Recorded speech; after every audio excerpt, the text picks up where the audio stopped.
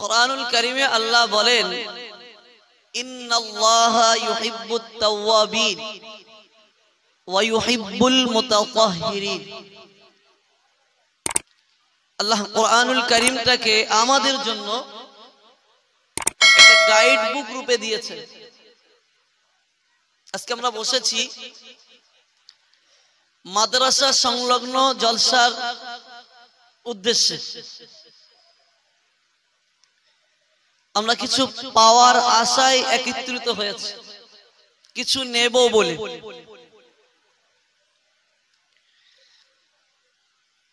জলসা প্রায় হয়, এ থেকে যদি আমি কিছু না নিতে পেরেছি আমি বোকা, আর যে নিয়েছে সে চালাক।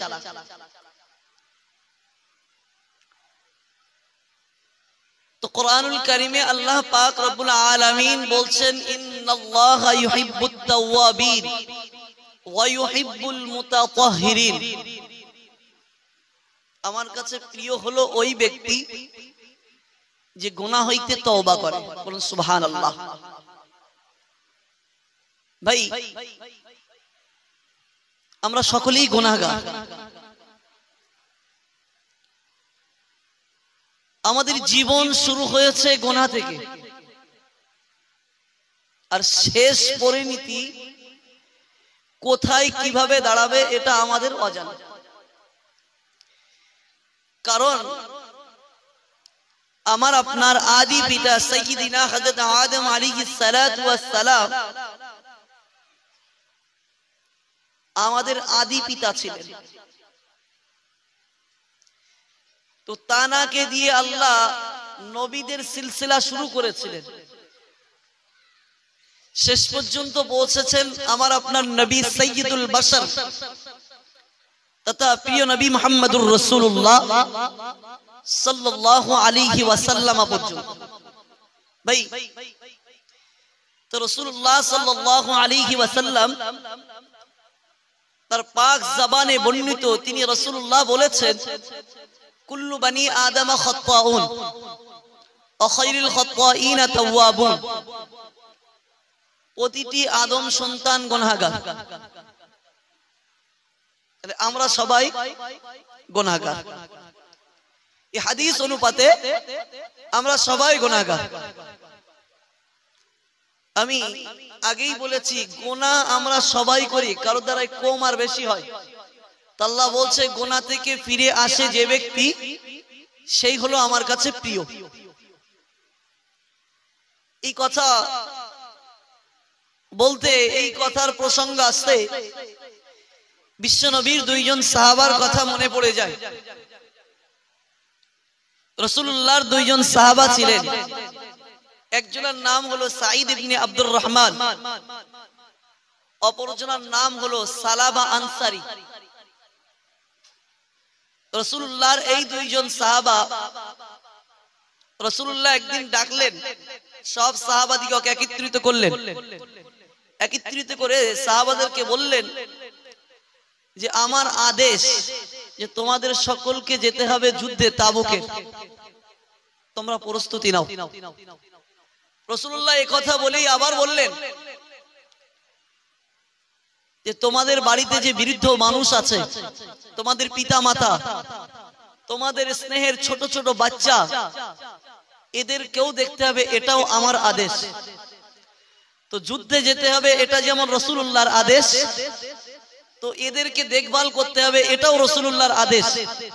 তো রাসূলুল্লাহর ওই দুইজন কলিজা ছাড়া সাহাবা, সাইয়্যিদিনা হযরত সাঈদ ইবনে আব্দুর রহমান আর সালাবা আনসারী, এই দুইজন রাসূলুল্লাহর কথাটাকে শুনলেন। শুনে দুইজন একটু আলোচনা করছেন যে ভাই, এই দুইজন সম্পর্কে অনেকটা কাছের বন্ধু ছিলেন। বলছেন যে আমরা যদি দুজনেই যাই তো আমাদের পরিবারটাকে দেখবে কে? অতএব আমরা একজন যুদ্ধেতে যাই, অপরজন পরে যাব। তো দুজনের মধ্যে কথোপকথন করতে করতে একটা জায়গায় সিদ্ধান্ত পৌঁছে গেল। সাঈদ ইবনে আব্দুর রহমান বলছেন কে সালাবা আনসারী, ভাই আমি যাই। সাঈদ ইবনে আব্দুর রহমান বলছেন, না, আমি যাই। দুইজনের ভিতরে আলোচনা হতে হতে একটা সিদ্ধান্তে এসে পৌঁছালো। শেষ পর্যন্ত সালামা আনসারী থেকে গেলেন এবং সাঈদ ইবনে আব্দুর রহমান যুদ্ধেতে যাওয়ার জন্য প্রস্তুতি নিলেন। বন্ধু যাবেন, তো বন্ধুকে গুছিয়ে দেওয়ার জন্য যুদ্ধের প্রয়োজনীয় জিনিসপত্র বন্ধুকে গুছিয়ে দিয়ে আল্লাহর রাহে বিদায় করার জন্য উঠোনে দাঁড়িয়ে বা রাস্তার পাশে দাঁড়িয়ে বন্ধুকে বিদায় দিলেন। সালামা আনসারীর উপরে দায়িত্ব বর্তে গেল পরিবারটাকে দেখার। ভাই আমি বোঝাচ্ছি আপনাদেরকে যে আমরা সবাই গুনাহগার, আর গুনাহ থেকে ফিরে আসার নাম হলো তওবা। আর যে ব্যক্তি তওবা করে সে আল্লাহর কাছে কি প্রিয়, আল্লাহর কাছে প্রিয়। দেখুন সাঈদ ইবনে আব্দুর রহমান যুদ্ধে চলে গেলেন। হঠাৎ সালামা আনসারী ভাইকে বিদায় দিয়ে, বন্ধুকে বিদায় দিয়ে নিজের গৃহে নিজের ঘরে প্রবেশ করবেন। ঘরের সামনেই তো দাঁড়িয়ে হঠাৎ সাঈদ ইবনে আব্দুর রহমানের স্ত্রী সালামা আনসারীর ঘরে, সালামা আনসারীর স্ত্রীর কাছে এসে কোনো দরকারে কোনো প্রয়োজন তো বেশিক্ষণ থাকবে না, এই নিয়েতে ঘরের পর্দার পাশে দাঁড়িয়ে কথা বলছেন তার স্ত্রীর সঙ্গে। সালামা আনসারীর এটা জানা ছিল না। সালামা আনসারী ঘরের ভিতরে প্রবেশ করছেন। তো ঘরের ভিতরে প্রবেশ করতে ঘরের পর্দাটা যেই হাঁটিয়েছেন সালামা আনসারীর 4 আঙ্গুল, সালামা আনসারী অনুভব করলো কারোর গায়ে লেগেছে। হঠাৎ করে দেখা গেল ইয়ার অন্য কেউ নয়, এ হলো বন্ধুর স্ত্রী তথা সাঈদ ইবনে আব্দুর রহমানের স্ত্রী। ভাই 4টে আঙ্গুল গায়ে টাচ হয়েছে, বিরাট কিছু ক্ষতি হয়েছে বলে মনে হয়? এরকম আমাদের সমাজে হয় না? হয় না? রক্তের সঙ্গে সম্পর্ক নেই, আত্মীয়তার সম্পর্ক নেই, তার সঙ্গে আমার পর্দা জায়েজ, সেই পিরিয়ডে দাঁড়িয়েও আমি তার সঙ্গে খোলা মুখে কথা বলি, মিডিলে কোনো পর্দা রাখি না। আর আল্লাহ পর্দার ব্যাপারে বড় কঠিন কথা বলেছেন। এই পর্দা প্রত্যেকের জন্য ফরজ। ওরা কতটা কবরের ভয় করতেন, গুনার ভয় করতেন, তারা দুনিয়া করেছেন, আমরা দুনিয়া করছি। আমরা কতটা সচেতন, আমরা কতটা গুনার ভয় করি? কিঞ্চিত সময় একত্রিত হয়ে শুধু উপলব্ধি করি। সাইয়্যিদিনা সাঈদ ইবনে আব্দুর রহমান যুদ্ধেতে বিদায় নিলেন। তাবুকের যুদ্ধ শুরু হয়ে গেল, মিডিলে 2-4 দিন সময় চলে গেল। এদিকে সালামা আনসারী এই যে অন্যায় করেছে, বন্ধুর স্ত্রীর গায়ে সামান্য পরিমাণ একটু হাত লেগেছে, শুধু ভয় করছেন আল্লাহ যদি এই ব্যাপারে আমাকে জিজ্ঞাসা করে যে তুমি একটা অচেনা অজানা যার সঙ্গে তোমার পর্দা জায়েজ এমন ব্যক্তির সঙ্গে তুমি যে তার গায়ে তোমার হাতটা লেগেছে, এই জন্য আমি তোমাকে জাহান্নামী করছি, তো সেদিন তো আমি সালাবার কোনো উত্তর থাকবে না। এই ভয় সালাবা আনসারী ঘর ত্যাগ করলেন,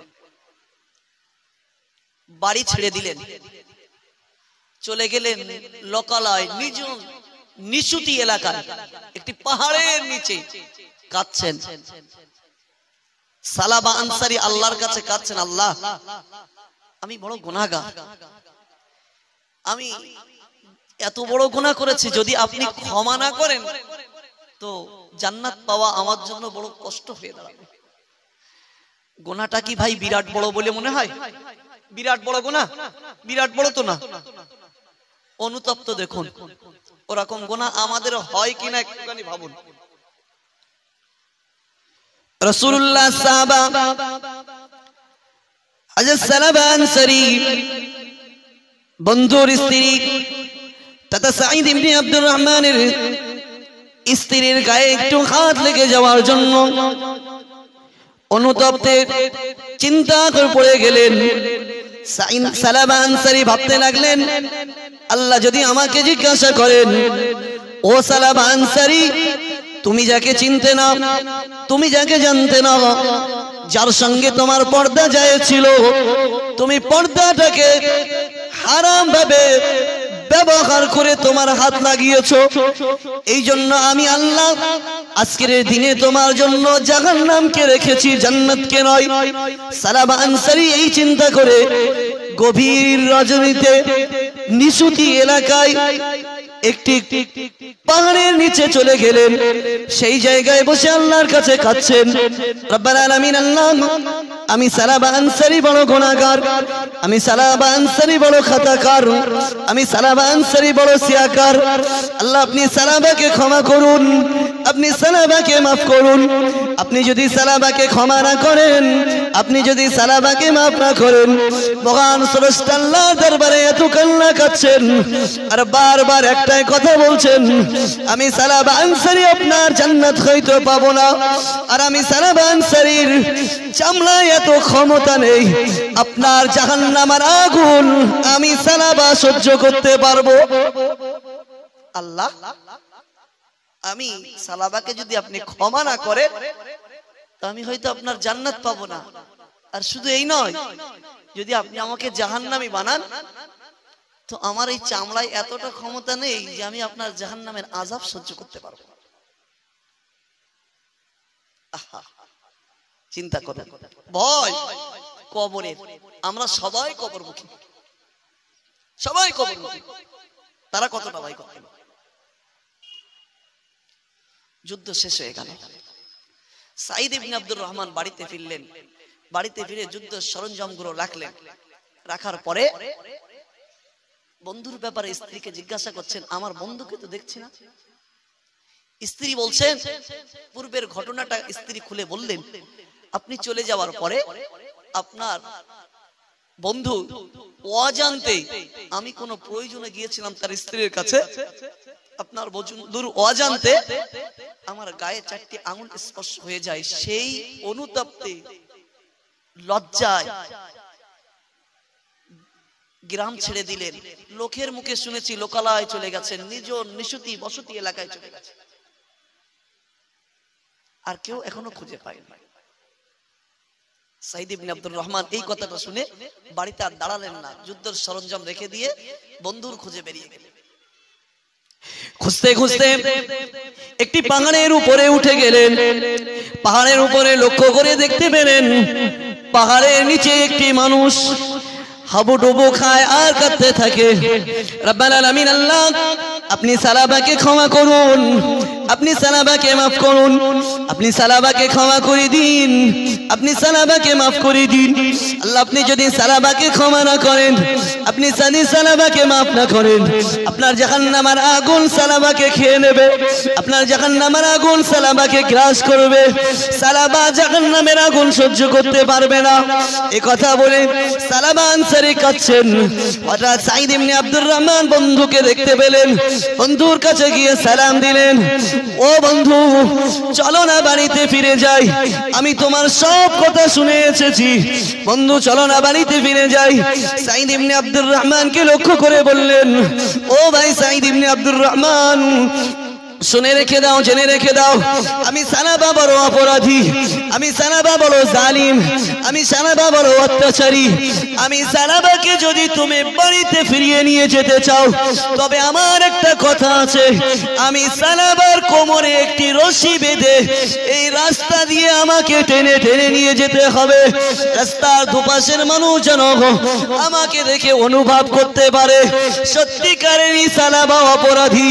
তারই জন্য সাঈদ ইবনে আব্দুর রহমান সালাবার কোমরে দড়িটা বেঁধে এই রাস্তা দিয়ে হিচড়ে হিচড়ে টেনে নিয়ে যায়। সত্যি সবাই যেন বুঝতে পারে যে সালাবা অপরাধী, আমি যেতে পারি ভাই, তবে আমার কোমরে একটা রশি বেঁধে আমাকে টেনে টেনে নিয়ে যেতে হবে। ভাই, যদি এখন আমরা কেউ গুনাহ করি, অন্যায় করি, আর যদি বলা হয় যে এই গুনার জন্য এর সাজা হলো এর রাস্তা দিয়ে নেড়া করিয়ে টেনে টেনে নিয়ে যাওয়া হবে, ভাই সে রাজি হবে বলে মনে হয়? মান সম্মানের একটা ব্যাপার আছে না? কোনদিন রাজি হবে? চাইবে যে 10,000 টাকা 20,000 টাকা দিয়ে কোন রকম বাঁচা যায় কিনা সেটা দেখ। মানুষের সামনে অন্তত লজ্জা থেকে তো বেঁচে যাব ভাই। আমাদের এই দুই কাঁধে আল্লাহ পাক দুজন ফারিস্তাকে বসিয়েছেন, একজন নেকি লিখছেন আর একজন গুনাহকে লিখছেন। যে নেকি লেখে ওর কাজ শুধু নেকিই লেখা, আর যে গুনাহ লেখে ওর কাজ শুধু গুনাহই লেখা। তো গুনাহ যে লেখে ও দেরি করে, আর যে নেকি লেখে ও দেরি করে না, ও তৎক্ষণিক লিখে দেয়, ওর দেরি বলি কোনো জিনিস নেই। তো সালাবা আনসারী বললেন আমি যেতে পারি, আমার শর্ত হলো আমি যে অপরাধী সত্যিকারের সেটা যেন মানুষ সকল সবাই জানে, অতএব আমার কোমরে দড়ি বেঁধে রশি বেঁধে টেনে টেনে হিসড়ে হিসড়ে নিয়ে যেতে হবে। বন্ধু কখনো পারে ভাই? কখনো পারবে না। ওই জন্য বন্ধুকে কোন রকম বুঝিয়ে নিয়ে বাড়িতে ফিরলেন। বাড়িতে বন্ধুকে দিয়ে নিজের বাড়িতে সাইদ ইবনে আব্দুর রহমান চলে গেলেন। সালাবা আনসারী বাড়িতে দাঁড়ালেন, দাঁড়িয়ে নিজের মস্তিষ্কটাকে ঠিক রাখতে পারছেন না। বারবার একটা কথাই মনে হচ্ছে আমি বড় অপরাধী, আল্লাহ যদি আমাকে ক্ষমা না করে আমি ক্ষতিগ্রস্তদের দলভুক্ত হয়ে যাব। আল্লাহ যতক্ষণ না পর্যন্ত আমি সালাবাকে জানাবে যে তোমাকে ক্ষমা করেছি, ততক্ষণ আমি সালাবা আরামের ঘুম ঘুমাবো না, আরামের খানা খাবো না। এই সিদ্ধান্ত নিয়ে সালাবা আনসারী বাড়িতে রাখার পরও তার ছোট্ট একটি কলিজার টুকরা মেয়ে সাইয়্যিদিনা হযরত খামসানা রাদিয়াল্লাহু তাআলা আনহা 6 বছর 7 বছর 8 বছর হাদিসে এসে এইরকম ছোট্ট একটি বাচ্চাকে নিয়ে ডাকলেন, মা খামসানা চলো না মা। এই সময়ে না সাইয়্যিদিনা হযরত আবু বকর বেঁচে আছে, তার মনে বিরাট দয়া বিরাট মায়া। একবার যাই তার কাছে গিয়ে নিজের গুনার কথাটা বলি, যদি সে একবার তওবা পড়িয়ে দেয় তাহলে হয়তো আল্লাহ আমাকে ক্ষমা করে দেবে। আশা রাখতে পারে না পারে না। আমি এখন এখান থেকে জলসা করে বাড়ি যাব, এখন বাড়ি যেতে আমার রাত 2টো বাজবে। ভাই আমি আমার বাড়িতে গিয়েছি 2টো বাজবে, আমার ঘুমের প্রয়োজন আছে কিনা? আছে না? আমি বাড়িতে যেই গিয়েছি আমার স্ত্রী আমাকে একটা নোটিশ ধরিয়েছে, যেটা থানা থেকে পিয়ন দিয়ে গেছে, কাল সকাল 10টার ভিতরে থানায় দেখা করতে বলেছে। আচ্ছা সারা রাত ভাই আমার ঘুম আসবে? আর আসবে বলে মনে হয়? কোথার চিঠি? থানার। ওই রাতের থেকে শুরু হয়ে যাবে, থানায় গেলি যদি আমাকে গ্যারেজ করে, ওই ভয়ে ওই চিন্তায় ওই রাতের ঘুম শুধু চিন্তা হবে কখন ফজর হবে। ফজর হলেই সকালবেলা মেম্বারের কাছে যেতে হবে, প্রধানের কাছে যেতে হবে, নচেত আবার কে কোথায় চলে যাবে তার ঠিক নেই। কোথায় ডেকেছে? থানায় ডেকেছে। কোথায়? থানায়। যাওয়ার জন্য রাত্রের ঘুম হারাম, শুধু ভাবছে কখন সকালটা হবে। প্রধান মেম্বার সবাইকে নিয়েছে যে একবার আমার সঙ্গে যেতে হবে থানায়, নচেত আমার কি হবে তার ঠিক নেই। ভাই থানা যে ডেকেছে, এই থানায় যারা চাকরি করছে এরা কার সৃষ্টি? আল্লাহর। কার সৃষ্টি? কার? আল্লাহর সৃষ্টি। সৃষ্টির ডেকেছে, স্রষ্টা ডাকেনি। আমিও সৃষ্টি, থানায় যে বড় বাবু আছে সেও আল্লাহর সৃষ্টি। সৃষ্টির ডেকেছে, সেই ভয়ে কি হবে তার ঠিক নেই। প্রধান মেম্বার সভাপতি এমএলএ যা আছে সবাইকে জড়ো করে নিয়ে যাচ্ছে। আমার একবার বাতাস, আমি যে নামাজ পড়ি না, আমি যে গুনার ভিতরে ডুবে আল্লাহর দরবারে যখন আমাকে কবর নামক জায়গায় রেখে সবাই যখন চলে আসবে মাটি দিয়ে, আমাকে যেই ধরা হবে ওই ভয় করেছে। সালাবা আনসারী এই ছোট্ট বাচ্চা মেয়ে খামসানাকে বলছে, মা চলো না যাই রাসূলুল্লাহ সাহাবা আবু বকরের কাছে। ছোট্ট মেয়ে তো, বাপ যা বলে শুনতে। সালাবা আনসারী বলছেন, ও মা খামসানা চলো না যাই। এই জামানায় রাসূলুল্লাহর জীবনের থেকে বেশি মায়া যদি কারো করেন, তিনি হলেন সাইয়্যিদিনা হযরত আবু বকর সিদ্দিক রাদিয়াল্লাহু তাআলা আনহু। যতদূর পর্যন্ত আমি জানতে পেরেছি রাসূলুল্লাহর জীবন সঙ্গী ছিলেন সাইয়্যিদিনা হযরত আবু বকর। আমি যতদূর পর্যন্ত জানতে পেরেছি জান্নাতেও সঙ্গী হবেন আবু বকর। চলো না মা চলো আবু বকরের কাছে যাই। আবু বকর সিদ্দিকের কাছে গেলে তিনি যদি আমাকে ক্ষমা করিয়ে দেন, তিনি যদি আমাকে তওবা পড়িয়ে দেন, মহান স্রষ্টা আল্লাহ তাআলা হয়তো আমি সালাবাকে ক্ষমা করবেন।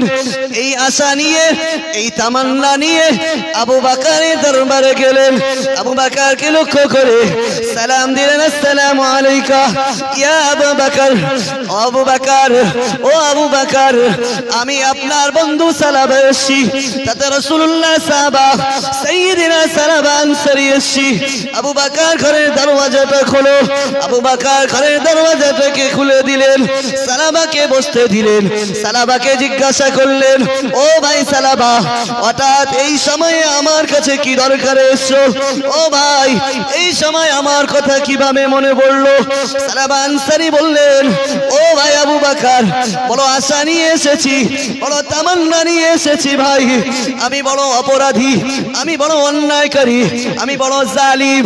আমি আপনার কাছে এসেছি, আমার মনে বড় বিশ্বাস, আমার মনে বড় আশা, যদি আপনি আমাকে তওবা করিয়ে দেন, যদি আপনি আমাকে ক্ষমা করিয়ে দেন, মহান স্রষ্টা আল্লাহ তোমার তওবা পড়ানোর কারণে আল্লাহ হয়তো সালাবাকে ক্ষমা করবে। বড় আশা নিয়ে এসেছি ভাই, যদি আপনি ক্ষমা করিয়ে দেন, তওবা করিয়ে দেন, ক্ষমা চাইয়ে দেন, আল্লাহ হয়তো আমাকে মাফ করে দেবেন, এই জন্য এসেছি। আবু বকর বললেন, তুমি কি গুনাহ করেছো? এত কাঁদছো কেন? এত ভয় পাচ্ছ কেন? গুনাহটাকে বর্ণনা করো। এই গুনাহটাকে বললেন যে এই এই ঘটনা ঘটেছে, আমি হঠাৎ ঘরে ঢুকতে যাই, অজান্তে আমার আঙুল স্পর্শ হয় আমার বন্ধুর স্ত্রীর গায়ে, ওই ভয়ে আমি কাঁদছি, না জানি যদি আল্লাহর আযাব আমাকে গ্রাস করে ফেলে। আবু বকর বলছে, আমি তোমাকে তওবা পড়াতে পারবো না, শুধু এই নয়, তুমি আমার দরবারে দ্বিতীয়বার আর এসো না। ভাই, মেম্বার যদি তাড়িয়ে দেয়, প্রধান যদি তাড়িয়ে দেয়, তাহলে থানা থেকে ফিরতে পারবে কেউ? এমন কোন ব্যক্তির উপরে আর আশা ভরসা রাখেন? রাখেন? মেম্বার প্রধান যদি আপনাকে ফিরিয়ে দেয় যে আমি তোমার সঙ্গে যেতে পারবো না, আমি অন্য পার্টি করতাম, তুমি অন্য পার্টি করতে, আর হবে? আশা রাখবেন কার প্রতি? এইবার যেতে হবে আস্তে আস্তে এমএলএ এমপি পরস্পর ধাপে গইতে হবে, তাই না? সালাবা আনসারী বাচ্চা মেয়ে খামসানাকে বললেন, চলো না মা যাই। এই জামানায় না সাইয়্যিদিনা হযরত ওমর ইবনে আল ফারুক, ওমরের মনের ভিতরে বিরাট মায়া, বিরাট মায়া। আমার বিশ্বাস আবু বকর বলেছে তাকে, ওমরের কাছে গেলে আমাকে তওবা করিয়ে দেবে এবং আল্লাহর কাছে আমার জন্য ক্ষমার সুপারিশ করবে। বলুন সুবহানাল্লাহ। বড় আশা নিয়ে গেলেন। আমিরুল মুমিনিন ওমর ইবনে আল ফারুকের দরবারে গিয়ে সালাম দিলেন, ও ভাই ওমর, ঘরের দরওয়াজাটা খুলে দাও, আমি সালাবা আনসারী এসেছি, আমাকে একটু বসতে জায়গা দেওয়া হলো। আমি সালাবা আনসারী ওমরের দরবারে যেই না বসলাম, ওমর আমাকে জিজ্ঞাসা করলো, সালাবা এত কাঁদছো কেন? এত আদনাদ করছো কেন? এত ভীতু সংক্রস্ত হয়ে আছো কেন? কিসের এত ভয় তোমাকে গ্রাস করেছে? সালাবা আনসারী বললেন, ভাই ওমর, আমার দ্বারা এত বড় অপরাধ হয়েছে, এত বড় অন্যায় হয়েছে, মহান স্রষ্টা আল্লাহ যদি আমাকে ক্ষমা না করেন, আমার মনে হয় আল্লাহর জান্নাত আমি পাবো না। আমার মনে হয় আল্লাহর জান্নাত আমি পাবো না। তো বলল, গুনাহটাকে বলো দিন শুনি, এত ভয় পাচ্ছ, কি এত বড় গুনাহ করেছো? তিনি গুনাহটাকে আবার বললেন। গুনাহটাকে শোনার পরে বলছেন, তুমি আমার কাছে এসো না, আর আমি তোমার তওবা পড়াতে পারবো না। ভাই, এই যে একের পর একজন ফিরত দিচ্ছে, এতে কি অবস্থা ভালো জায়গায় দাঁড়াচ্ছে না খারাপ জায়গায়? চলে গেলেন সাইয়্যিদিনা হযরত আলী রাদিয়াল্লাহু তাআলা আনহুর কাছে, তিনি একই কথা বললেন। তাহলে রাসূলুল্লাহ তিনজন সাহাবার কাছে গেলেন, তিনজন সাহাবা একই কথা বললেন, আমরা তোমাকে তওবা পড়াতে পারবো না, আর আমাদের দরবারেও তুমি আর এসো না। তারা গুনাহটাকে এতটা ভয় পেতেন, এতটা ভয় করতেন গুনাহটাকে, গুনাহ যদি তাদের দ্বারা হয়েছে তৎক্ষণিক তারা চেষ্টা করতেন এই গুনাহ থেকে কিভাবে সঙ্গে সঙ্গে পবিত্রতা অর্জন করা যাবে। বলা যায় না? ছোট্ট মেয়েটা সঙ্গে, ছোট্ট মেয়েটাকে বলছেন, ও মা খামসানা, চলো না মা, চলো। এই জামানায় এখনো হায়াতে বেঁচে আছে, এই জামানার নবী, দাদা আমার তোমার নবী সাইয়্যিদুল করনাইন শাফিউল মুজনাবিন রাহমাতাল লিল আলামিন হায়াতে বেঁচে আছে। চলো না মা, চলো। নবীর মনে বিরাট মায়া, নবীর মনে বিরাট দয়া, যদি নবীর কাছে যাই নবী আমাকে তওবা পড়িয়ে দেবেন আর আমি ওই তওবা পড়ে নিয়ে আল্লাহ আমাকে ক্ষমা করবেন এই আশাটুকু আমি রাখি। চলো না মা, চলো নবীর দরবারে যাই। রাসূলুল্লাহর দরবারে গেলেন, সালাম দিলেন, আসসালামু আলাইকা ইয়া রাসূলুল্লাহ, আসসালাতু ওয়াসসালামু আলাইকা ইয়া হাবিবাল্লাহ, ইয়া রাসূলুল্লাহ, ইয়া হাবিবাল্লাহ, হুজুর আমি সালাবা আনসারী এসেছি।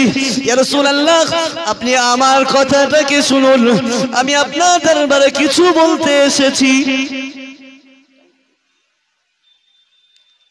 রাসূলুল্লাহর কাছে গিয়ে বললেন, আমি আপনার দরবারে এসেছি, একটুখানি আমি কিছু কথা বলবো। রাসূলুল্লাহ বললেন, তুমি এত কাঁদছো কেন? বলো বলো তুমি এত কেন কাঁদছো? রাসূলুল্লাহকে বললেন যে ইয়া রাসূলুল্লাহ আমার দ্বারা এই গুনাহ হয়ে গেছে। ভাই রাসূলুল্লাহ যেই গুনাহটাকে শুনলেন, রাসূলুল্লাহ বললেন, সালাবা আমি তোমাকে তওবা পড়াতে পারবো না, তুমি আমার দরবারে এসো না, এসো না, এসো না। ভাই রাসূল যাকে তাড়িয়ে দেয় পৃথিবীর আর কোন জায়গায় গিয়ে সেই ঠাই পাবে বলে মনে হয়? পাবে ভাই? মুখ্যমন্ত্রী যখন তাড়িয়ে দেবে, প্রধানমন্ত্রী যখন তাড়িয়ে দেবে, আর আশা আছে কোথাও গিয়ে পাবেন? আছে আশা? রাসূলুল্লাহ তাড়িয়ে দিলেন, আর কোনো কাজ নাই। সালাবা আনসারী বাড়ির দিকে রওনা হলেন বাচ্চা মেয়েটাকে নিয়ে। সালাবা আনসারী বাড়ির দিকে এসে বাচ্চা মেয়েটাকে রেখে দিলেন। মা আমি তোমাকে বাড়িতে পৌঁছে দিয়ে গেলাম, আমি চলে যাচ্ছি, তবে মা মনে রেখো যদি আমি কোনোদিন ক্ষমা পাই, আমাকে যদি আল্লাহ জানান তোমাকে ক্ষমা করেছি, তবে আমি বাড়িতে ফিরবো, নচেত আর বাড়িতে আসবো না। ছোট্ট মেয়েটাকে বলছেন। বলে যেই না বাপ ফিরেছে, সেই ওই মেয়ে বলছে, আব্বা আপনি তো আপনার কথা বললেন, এবার আমার কথাটা শুনুন। আপনি তিনজন সাহাবার কাছে নিয়ে গেছেন, আমি রাসূলুল্লাহ তিনজন সাহাবার কাছেই গিয়েছি, তিনজন কি বলেছে শুনেছি, সর্বশেষ রাসূলুল্লাহ কি বলেছে শুনেছি। এবার আমি মেয়ে, আমার কথাটাও আপনি শুনুন। আব্বাজান যেখানে রাসূলুল্লাহর তিনজন সাহাবা আপনাকে তাড়িয়েছে, সর্বশেষ রাসূলুল্লাহ যখন আপনাকে তাড়িয়েছে, তখন আমার বোঝা হয়ে গেছে, আমি বাচ্চা মেয়ে খামসানা বুঝতে পেরেছি পৃথিবীর বুকে সব থেকে বড় অপরাধী হলেন আপনি। আর আপনাকে যদি রাসূলুল্লাহ তওবা পড়াতেন তাহলে ভাবতাম আপনি একজন ভালো মানুষ হয়ে গেছেন। যাকে রাসূলুল্লাহ তাড়িয়ে দেয় সে আমার, ছোট্ট মেয়ে বলছে, সে আমার কখনো বাপ হতে পারে না, সে আমার কখনো বাপ হতে পারে না। ভাই একবার বুঝে দেখুন, বুঝতে পাচ্ছেন গুনাহ ছিল কতটুকু? একটু। এরকম গুনাহ আমাদের দ্বারাই হয় না, হয় না, হয় না, হয় না। সালাবা আনসারী চললেন, নিজ নিজ এলাকায় চলে গেলেন, পাহাড়ের নিচে বসে কাঁদছেন, আল্লাহ আমি গুনাহ করেছি, আমি অন্যায় করেছি, অপরাধ করেছি, আল্লাহ আপনি আমাকে মাফ করে দিন, আপনি আমাকে ক্ষমা করে দিন, আপনার জাহান্নামের আগুন সহ্য করতে পারবো না, আপনার জাহান্নামের আগুন আমার দ্বারা সহ্য করা কষ্ট হয়ে যাবে, এই বলে কান্নাকাটি করছেন। রাসূলুল্লাহ মসজিদুন নববীতে বসে সাহাবাদেরকে নিয়ে বয়ান দিচ্ছিলেন, সাহাবাদেরকে নিয়ে খুতবা দিচ্ছিলেন। হঠাৎ আসমান থেকে আমার আল্লাহ খুশি হয়ে গেল, আমার আল্লাহ রাজি হয়ে গেল, সালাবার উপরে সন্তুষ্টি হয়ে গিয়েছে, সালাবাকে আল্লাহ মাফ করে দিয়েছে। ফেরেশতা জিবরাইলকে পাঠিয়ে দিয়েছে, ইয়া কি জিবরাইল, ও জিবরাইল চলে যাও, চলে যাও, আমার হাবিবের কাছে যাও, আমার হাবিবকে গিয়ে এটা বলে এসো, সালাবার উপরে আমি আল্লাহ খুশি হয়ে গেছি, সালাবার উপরে আমি আল্লাহ রাজি হয়ে গেছি, আমি সালাবাকে আসমানে ক্ষমা করেছি, জমিনেও যেন আমার সালাবাকে আমার হাবিবি ক্ষমা করে দেন। জোরে বলুন সুবহানাল্লাহ। জমিনে যেন আমার হাবিব সালাবাকে ক্ষমা করে দেন। ভাই আসমানে ক্ষমা করেছেন কে? আল্লাহ। তাহলে কতটা কান্নাকাটি করতে হয়েছে, তারপরে আসমানে ক্ষমা হয়েছে। জিবরাইল আসলেন রাসূলুল্লাহর কাছে, শেষ কথা রাসূলুল্লাহর কাছে এসে বলছেন, ইয়া রাসূলুল্লাহ আসমানটাকে বানিয়েছেন আল্লাহ, জমিনটাকে বানিয়েছেন আল্লাহ, যে জমিন আসমান বানিয়েছেন সেই মালিক আল্লাহ সালাবাকে ক্ষমা করেছেন, অতএব আপনি সালাবাকে ক্ষমা করুন। সালাবাকে ক্ষমা করা হলো, সালাবাকে নিয়ে আসতে বলা হলো, নিয়ে আসা হলো, সালাবাকে নিয়ে আসলেন। হুজুর তখন তাকাসুরের তাফসীর করছিলেন, সেই অবস্থাতে হঠাৎ হুজুর দেখলেন সালাবা দাঁড়িয়ে কথা বলবেন, নসিহত শেষ হলেই এইরকম অবস্থাতে নসিহত শেষ, সালাবা আনসারী ওখানে দাঁড়িয়ে আল্লাহর জমিনে লুটিয়ে পড়লেন, দুনিয়া থেকে জনমের মতো বিদায় নিলেন। সালাবার বিদায় নেওয়ায় রাসূলুল্লাহ ঘরটাকে বন্ধ করে দিয়েছেন, দিয়ে রাসূলুল্লাহ ঘরের ভিতরে বসে এদিকে সালাবা আনসারীর জানাজার জন্য প্রস্তুতি করা হলো। রাসূলুল্লাহ ঘর থেকে বার হচ্ছেন না। যখনই রাসূলুল্লাহ বার হলেন, কখনো বা পায়ের গোড়ালির উপরে ভর করছেন, কখনো বা পাতার উপরে ভর করে এইভাবেই আগাচ্ছেন। সাহাবারা জিজ্ঞাসা করছেন, ইয়া রাসূলুল্লাহ আপনি এইভাবে কেন আগাচ্ছেন? ভাই রাসূলুল্লাহ মহব্বতে, রাসূলুল্লাহর ভালোবাসায় আল্লাহ তাকে আসমানে ক্ষমা করেছে, অন্যায়ের উপরে অনুতপ্ত হলে আল্লাহ ক্ষমা করবেন, এ বিশ্বাস আমাদের প্রত্যেকের অন্তরে আনা দরকার। আর আজ থেকে নিয়ত করুন যে আমরা প্রত্যেকেই নিজেদের গুনার উপরে অনুতপ্ত হয়ে আল্লাহর কাছে তওবা চাইবো। আল্লাহ পাক আমাদের সকলকে শোনা বলা অপেক্ষা বেশি বেশি আমল করার তৌফিক দেন। সকলে আল্লাহুম্মা আমিন।